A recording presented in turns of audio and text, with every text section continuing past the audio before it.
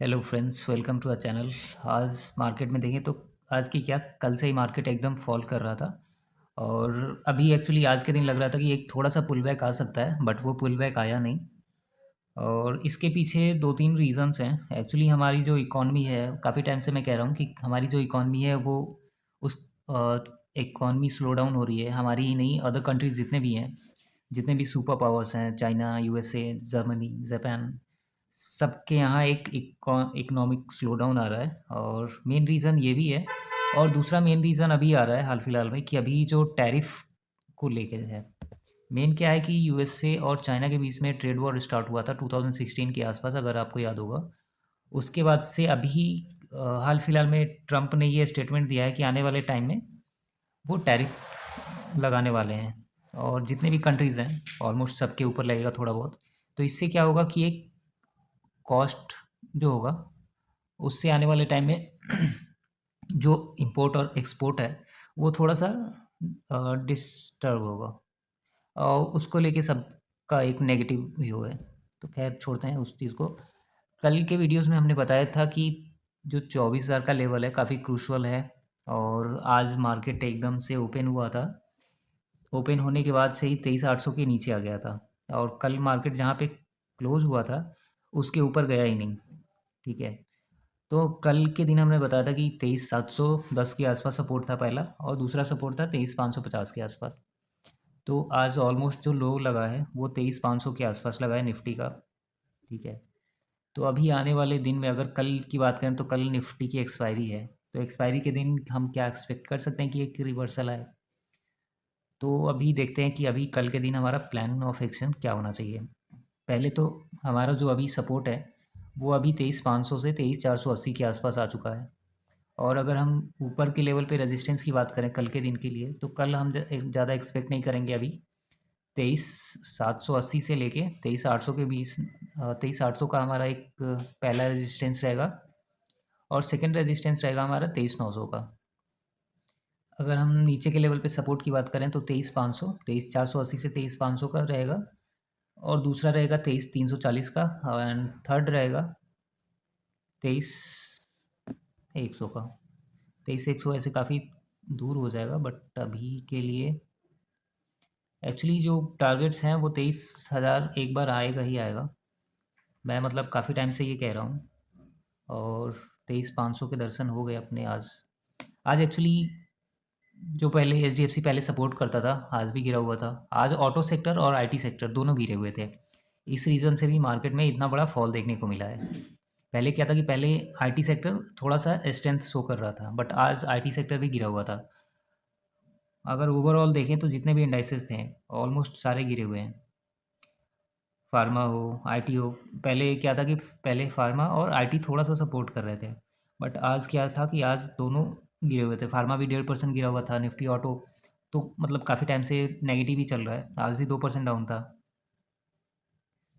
तो कल के लिए हमारा जो प्लान रहेगा वो ये रहेगा कि अगर निफ्टी,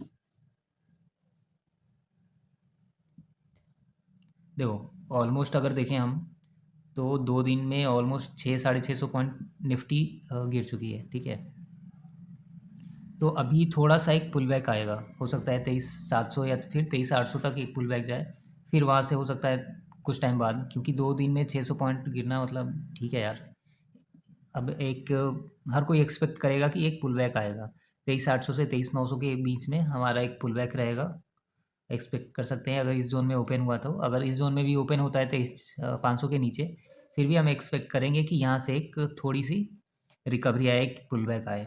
निफ्टी में एक पुल बैक ज़रूरी है। अगर पुल बैक नहीं आएगा तो समझ लेना कि मार्केट बहुत ज़्यादा गंदा गिरने वाला है। हो सकता है कि 22,000 भी चला जाए, क्योंकि 3-4 दिन लगातार नेगेटिव होना ये सही नहीं है। ये थोड़ा सा अनहेल्दी है, मार्केट के लिए भी, इन्वेस्टर के लिए भी।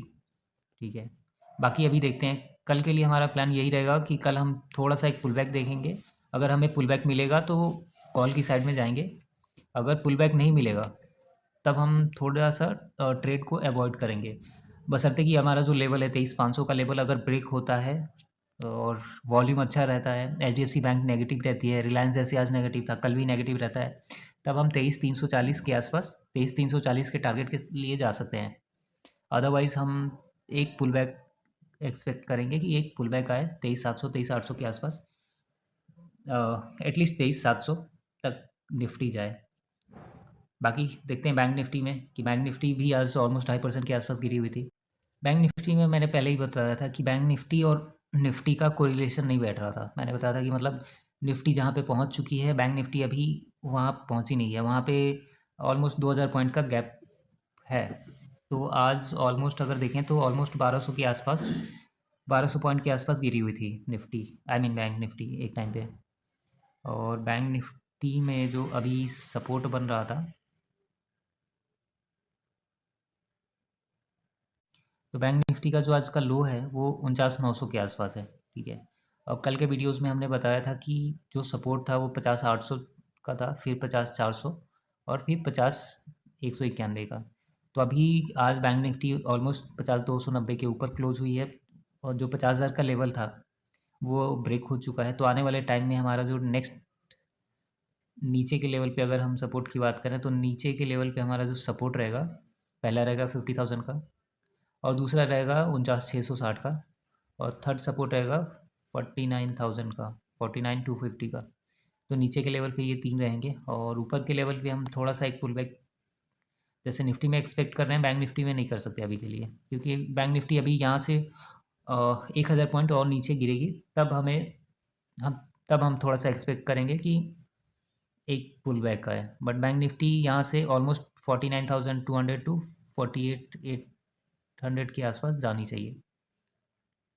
कल के लिए हमारा जो रहेगा वो रहेगा हमारा 50,600 के आसपास, 650 के आसपास, और दूसरा रहेगा 51,000 का। 51,000 वैसे बहुत दूर है, बट फिर भी, क्योंकि और कोई यहाँ पे है दिख नहीं रहा है सपोर्ट यहाँ पे।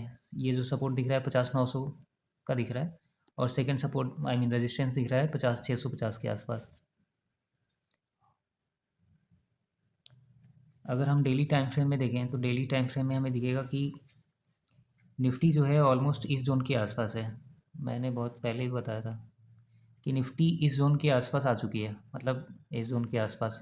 बट अभी बैंक निफ्टी यहीं पे ट्रेड कर रहा है, तो ऑलमोस्ट यहाँ से 1,1200 पॉइंट और बैंक निफ्टी में फॉल आ सकता है।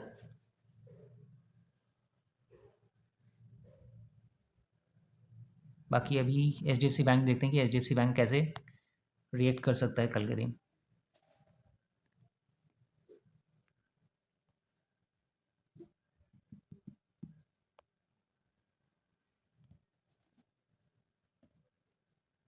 अरे यार,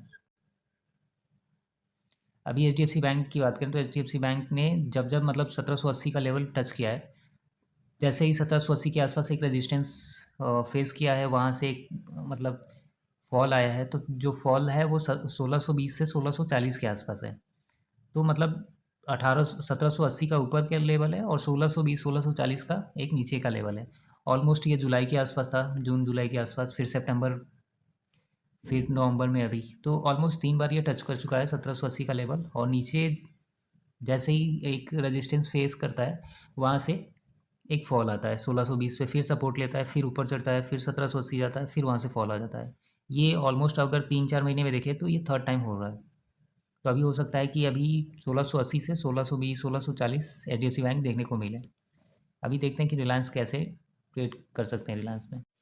रिलायंस ने जब से बोनस शेयर इशू किया है तब से वो फॉल कर रहा है, और ऑलमोस्ट अगर देखें तो अक्टूबर 28 के आसपास bonus x bonus share issue हुआ था, वहाँ से 1,400 से ये 1,252 के आसपास आ जा चुका है। तो अभी कल के वीडियोस में हमने बताया था कि जो सपोर्ट है वो 1,260 का था और 1,240 का। तो आज 1,260 का जो लेवल था वो ब्रेक हो चुका है, 1,252 के आसपास रिलायंस क्लोज हुआ है। तो अभी आने वाले टाइम में हमारा जो सपोर्ट रहेगा वो 1,240 के आसपास रहेगा। ऑल्दो थोड़ा सा रिलायंस में एक पुल बैक भी आया था कुछ टाइम के लिए, बट वो सस्टेन नहीं कर पाया 1,260 के लेवल पे, और वो फिर फॉल हो गया। तो रेजिस्टेंस की बात करें तो पहला रेजिस्टेंस हमारा यहीं पे रहेगा 1,265 का, फिर दूसरा जो रेजिस्टेंस रहेगा हमारा वो रहेगा 1,280 का। अगर सपोर्ट की बात करें तो पहला हमारा सपोर्ट रहेगा 1,240 का, और दूसरा रहेगा 1,220 का। कुछ दिन पहले हमने मोतीलाल ओसवाल का शेयर दिया था, उसमें 1000 के आसपास गया भी था वो, बट आज उसमें ऑलमोस्ट 7% के आसपास गिरावट थी। इसके पीछे रीज़न क्या है?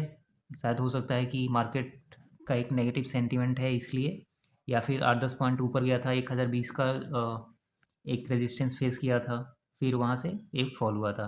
हमारा जो टारगेट था वो 1050 के आसपास था और फिर 1100 का था, बट वो हुआ नहीं। 1020 से ही ये फॉलो हो चुका है, अभी तो ऑलमोस्ट 910 के आसपास क्लोज हुआ है। तो आने वाले टाइम में हो सकता है कि इसका जो सपोर्ट है वो 860 का होगा और 880 का होगा। अगर हम रेजिस्टेंस की बात करें तो रेजिस्टेंस हमारा 940 और 960 का होगा। एक्चुअली क्या है कि अगर इसमें देखें तो ये अभी हायर, जब भी हाई बना रहा था 1020 बनाने के बाद से डाउन हुआ था, फिर थोड़ा सा पुल बैक आया था 1000 पे, फिर नीचे आया था। तो जब भी इसमें एक्चुअली क्या है कि इसमें सेलिंग चल रहा है। यहाँ पे भी 1050 के आसपास गया था, फिर वहाँ पे सस्टेन नहीं किया और एक अच्छा खासा फॉल देखने को मिला था 860 के आसपास। तो अभी इसमें थोड़ा सा कॉशियस रहें। फंडामेंटल अच्छा स्टॉक है, लॉन्ग टर्म के लिए बेस्ट है, बट शॉर्ट टर्म में थोड़ी सी वॉलेटिलिटी है क्योंकि अपना जो मार्केट है वो भी नेगेटिव है। इस ये भी रीज़न है। बाकी आज के लिए इतना ही। Thank you for watching this video.